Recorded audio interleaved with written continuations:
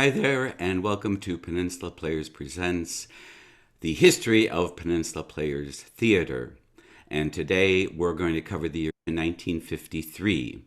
And I'm here again with Audie. Hello, Audie. Greg. So in February, Caroline spoke at the Sister Bay Women's Club. Is that She right? did. She's, a little bit about her travels, a little bit about her life and career. And the ladies were very entertained and pleased to have that conversation with her.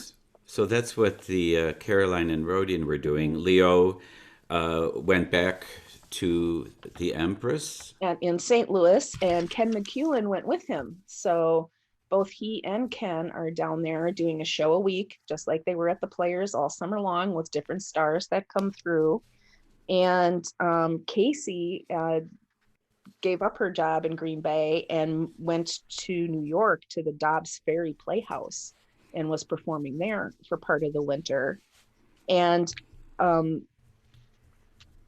Richard Fisher also had a very nice mention too. So while all of those guys were doing those, Richard was mentioned on the Jack Benny show as a character. And so the premise of Jack Benny was his agent, his producer, and his television show. They were all actual characters, but they weren't played. They were actors portraying them. And Ralph Levy comes in at one point in time, and and just having this conversation with Jack Benny, and Jack is like, my new PR man, Dick Fisher, had written in a picnic into the program so that he could feed all of his visiting relatives.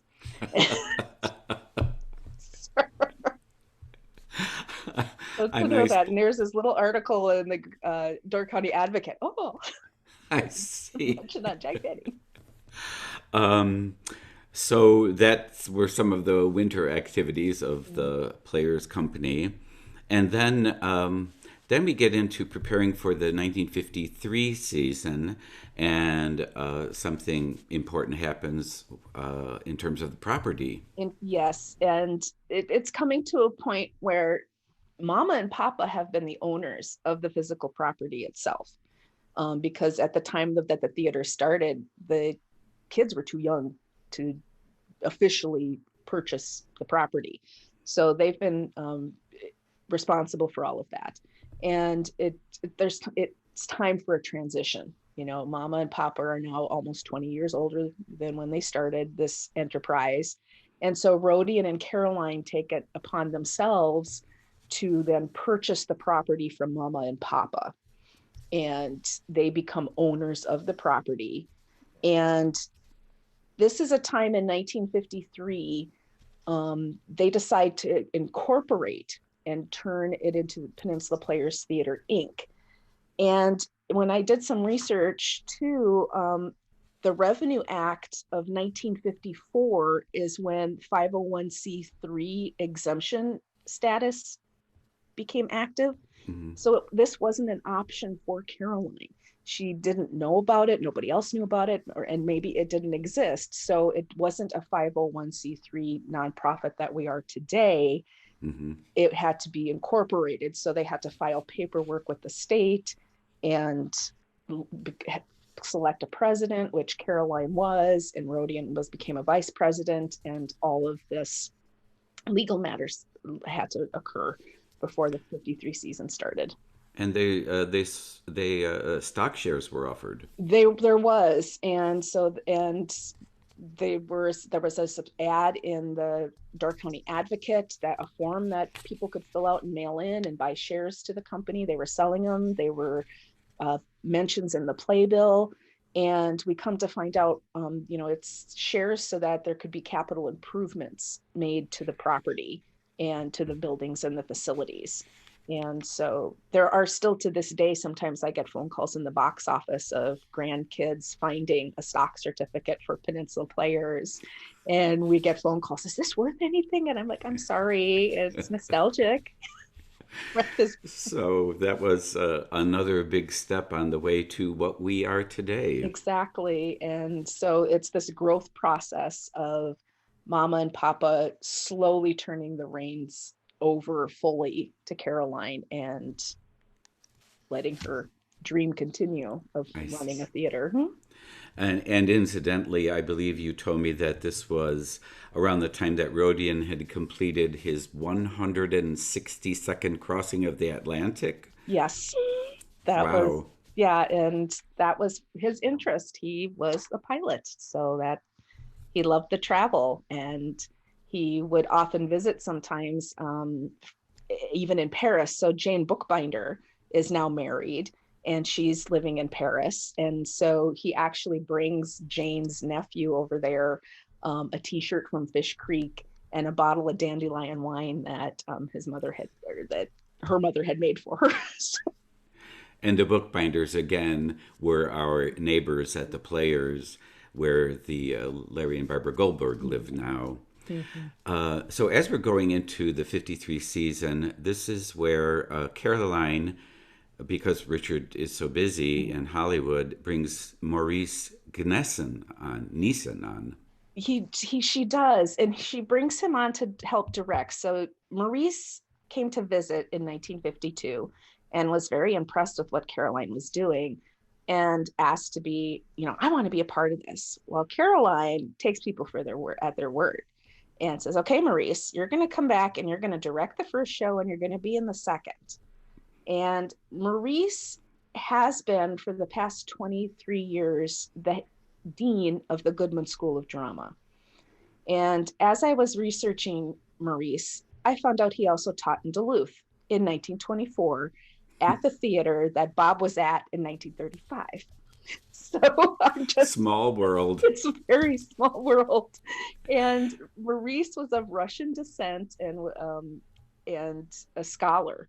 So he was very well known, and he would do research for and really get into the study of the scripts and the plays. And he was also Bob Thompson's instructor and Carl Malden's and Sam Wanamaker's. So all of these people who went to the Goodman, he was the guy. He was the mentor. He was... And speaking of Bob, this is when Bob comes back to the Players. Correct. So because Leo is busy and Richard is busy, they need Bob. Caroline calls Bob Thompson up after a 15-year absence from the Players and is like, Because I of need the war and the war, and he earned his 2 degrees and he's been performing at other summer stocks as well as teaching now at Rosary College. mm-hmm.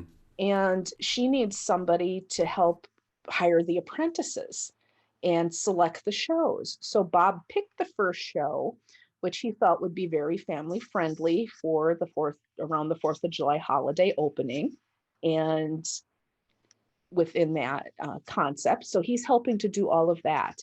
And even our apprentices, Frederick Stein remembers Bob coming to his house.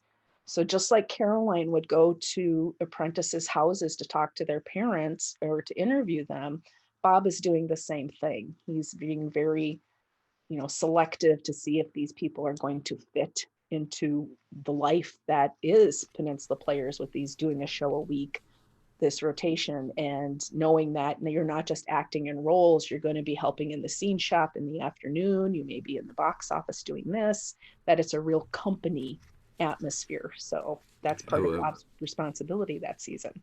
Which was a well-rounding experience Yeah. for a lot of these people.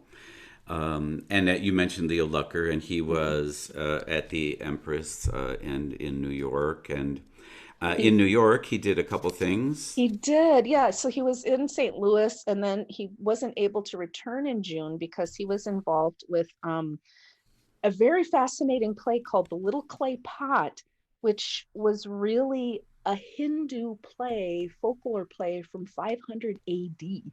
And I thought that was amazing at the Theater des Lys. In New York. And also while he was still in New York, he was also performing with Patricia Neal in School for Scandal. And that was the year just before she married Roald Dahl. So, just these names and the connections, It's interesting. And Orson Bean was in that production of School for Scandal. Yes.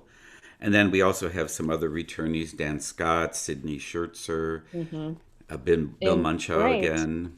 And Dan Scott is returning from Korea, where he's been on tour with the USO. So that's still going on in the world.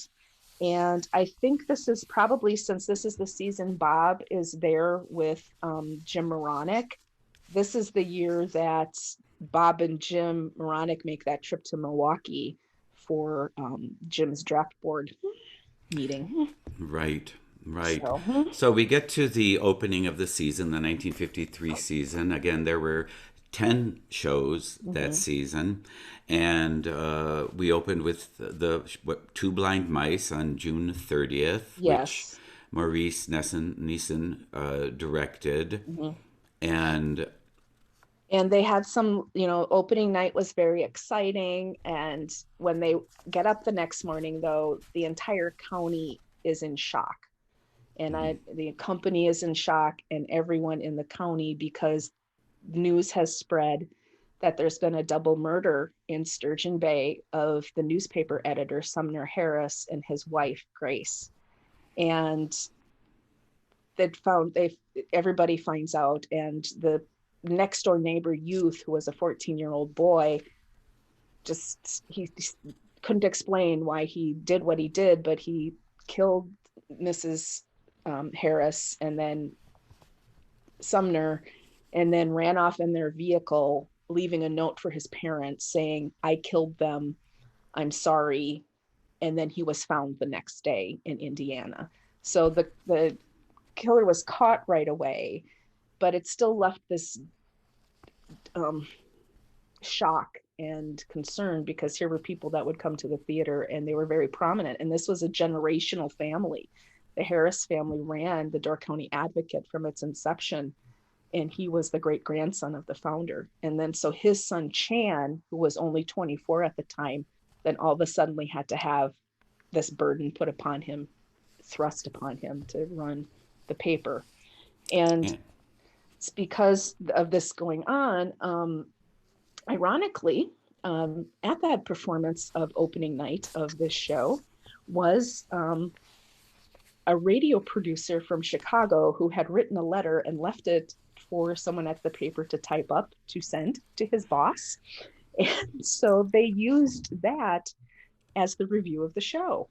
And so the editor's note that they found, which was the following letter was discovered near the post office on Wednesday morning.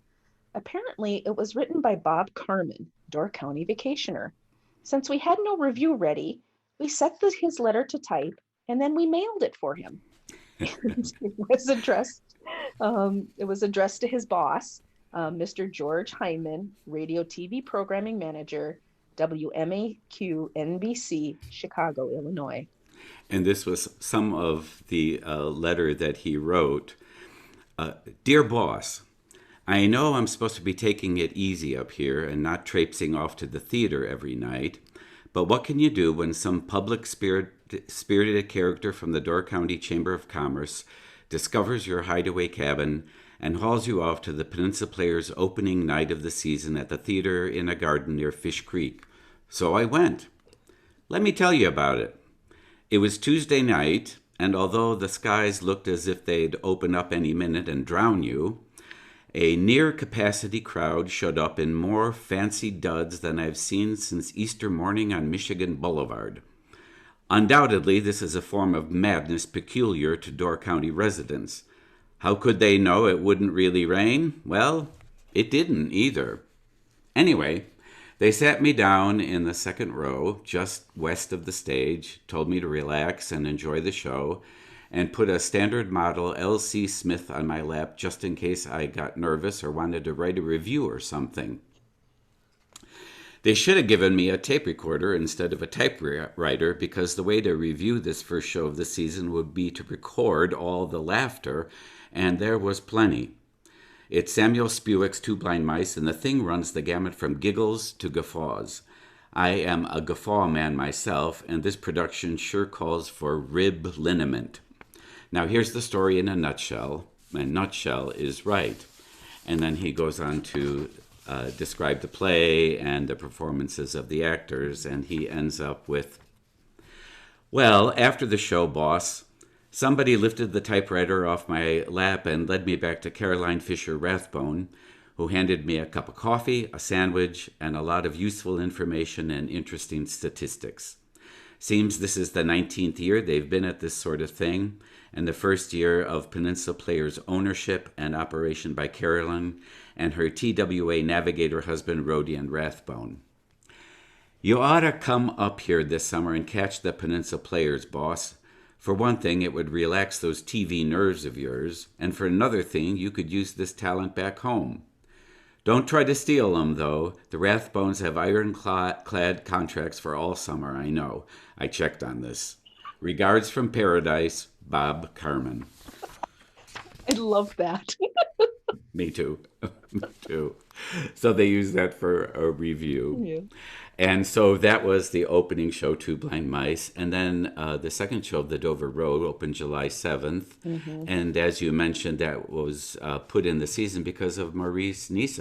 Yes, and it was because it was a role that he portrayed 20 some odd years ago on the road. He toured with that production. So they wanted to feature Maurice in this. And it was a real period piece from England and kind of an elfin character who goes about stopping people from having unhappy marriages, I believe is the premise of that one. So. And then the next show was unusual in the sense it was another review. It was. And this was the time frame that Richard was able to get a week off from his television responsibilities. And so he comes back on his vacation to put together with Casey a musical review, and they call it Midsommar Madness.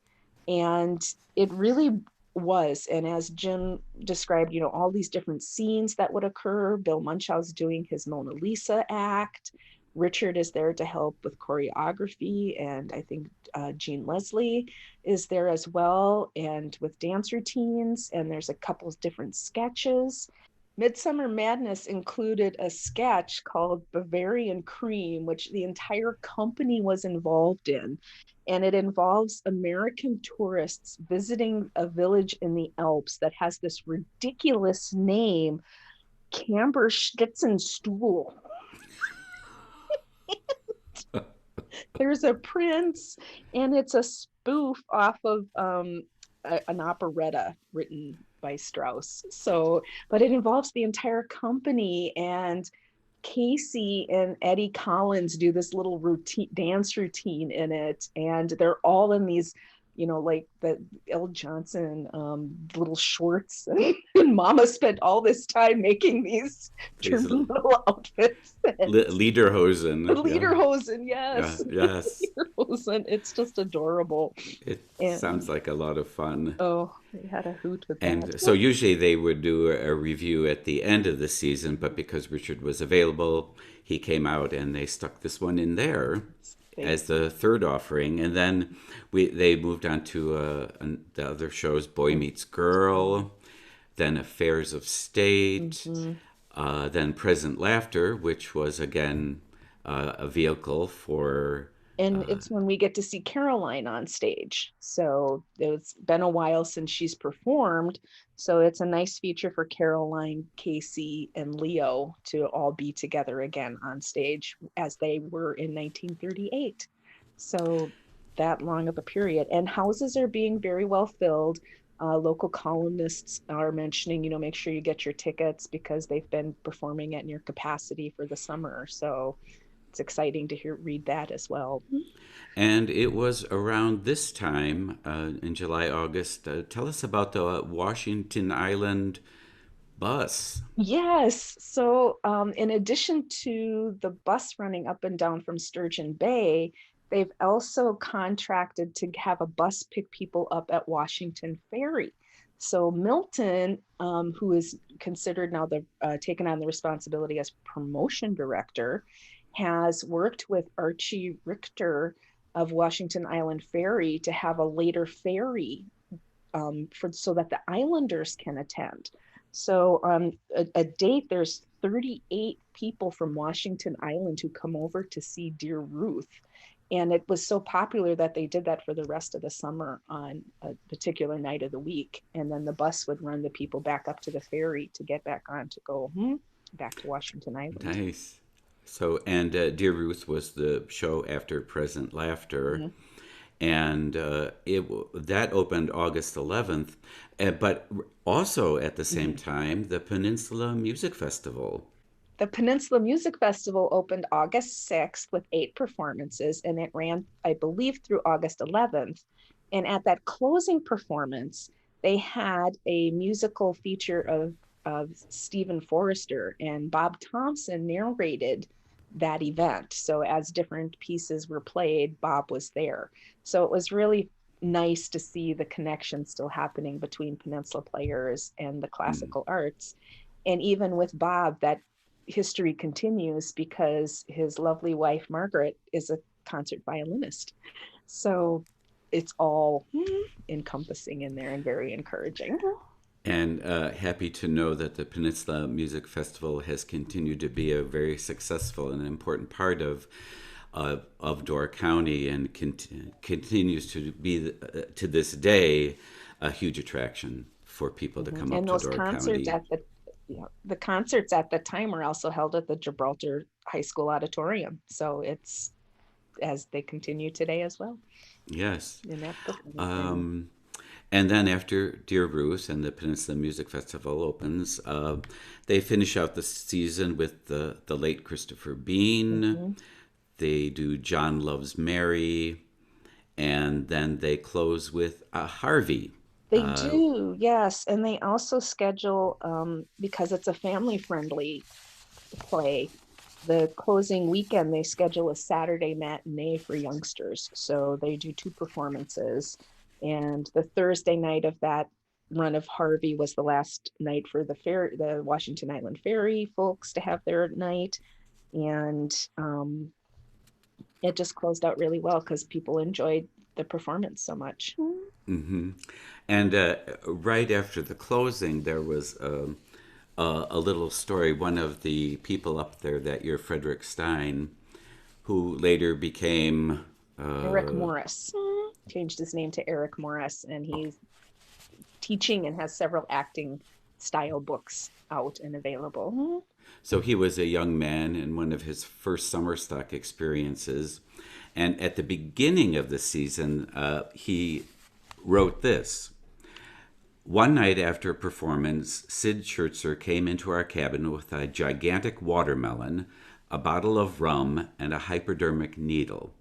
He was followed by the newer members of the company, whom he had rounded up on the way. I was lying down trying to get some sleep when we were descended upon by this eager horde. Sid set the melon down in the middle of the room with the attitude and demeanor of a surgeon preparing to conduct a very serious operation. Watch this, he said.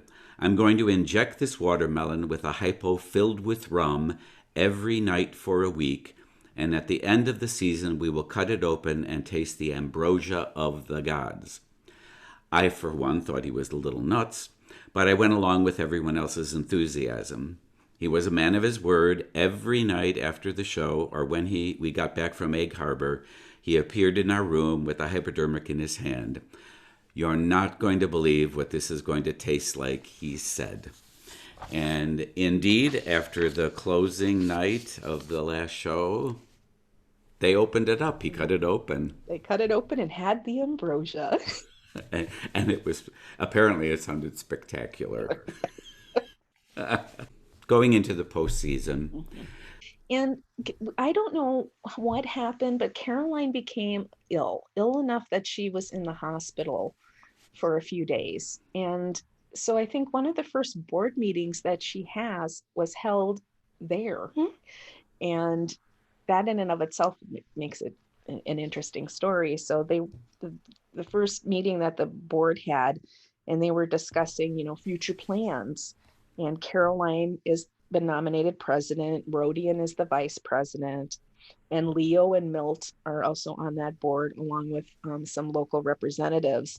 And Edith, who's been running the box office, is deemed the treasurer with an assistant, an attorney, Mr. Johnson. And discussed at this meeting and announced to the general public during the stock sale that in addition to the capital funds that she wants to raise for capital improvement, Caroline announces her dream of building a pavilion, an all-weather pavilion over the top of the theater. And she's very impressed by what is happening in Tanglewood. And Tanglewood is where in the Berkshires, and it is where the Boston Symphony Orchestra has their summer programming. Mm-hmm. And along with it, kind of mirrors Peninsula Players in its longevity and start time, in that it opened up in completely open air and had to cancel performances because of rainstorms. And they built this all weather pavilion to host and keep the musicians and audience under cover. And Caroline would like to mimic that in Door County. And then she spends the next over the winter planning and plotting the 20th season and how to raise money for that pavilion. So we will finish there, and when we come back, we'll go back and start back on that journey and see what happens with how the pavilion is developed and built. So thank you again, Audie, Well, thank you, Greg. and we will see you next time. Take care.